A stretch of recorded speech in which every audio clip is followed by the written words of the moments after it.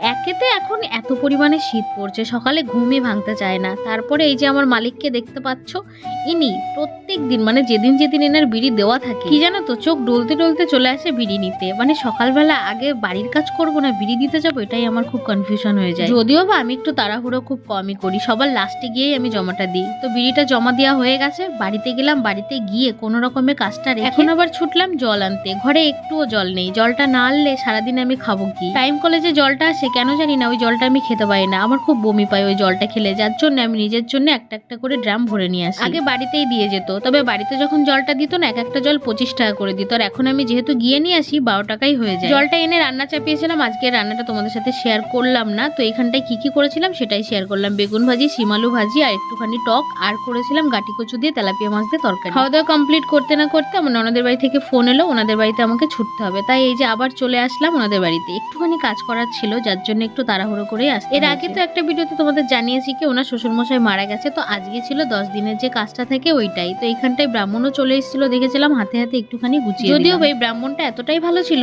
নিজের গোছানোটা নিজেই খুব সুন্দর করে গুছিয়ে নিয়েছিল। তবু ওই হাতে হাতে একটু যতটা করতে হয় সেটাই করছিলাম। আর এদিকে দেখো আমাদের পিয়া নিয়েছে নতুন ফোন মোটোরোলা। এটা আবার নাকি ওয়াটারপ্রুফ, তাই একটু জলে চুবিয়ে আমাকে পরীক্ষা করা, সরি আমাকে না, ফোনটার পরীক্ষা হচ্ছিল। আর আমাকে দেখাচ্ছিল যে দেখো জলে দিলেও কিছু হয়। এটা কিন্তু পরের দিন মানে 11 দিনের দিনে, এখন যেটা দেখছো এটা 11 দিনের দিনের ফুটেজ। তো ওই দিনকে আমি কি করেছিলাম, সকালবেলা আমার ওনাদের বাড়িতে যাইনি, বিকালবেলা ওনাদের বাড়িতে ছিল কীর্তন।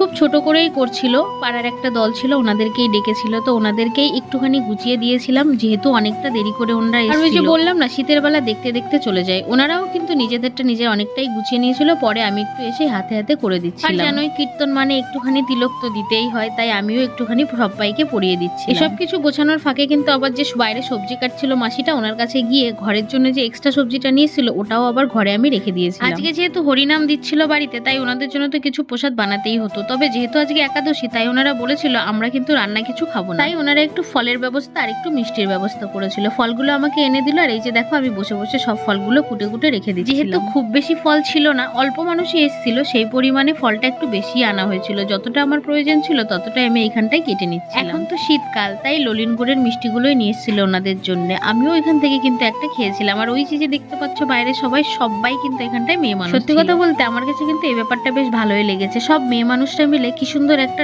দল গঠন করেছে, আর সবাই মিলে যেখানেই অনুষ্ঠানে ওনাদের ডাকা হয় গিয়ে খুব সুন্দর গান। আর একটা জিনিস যেটা আমার বেশি ভালো লেগেছে, ওরা গান করার আগে খুব সুন্দরভাবে গীতা পাঠ করে। যাই হোক সবকিছু গুছিয়ে গাছিয়ে চলে আসলাম বাড়িতে এসে এত পরিমাণে শীত পড়ে গেছে, একটা সোয়েটার পরে বসলাম আমার কাজ নিয়ে। তো চলো আজকের মতো ভিডিওটা এখানটায় রাখছি, সবাই ভালো থেকো।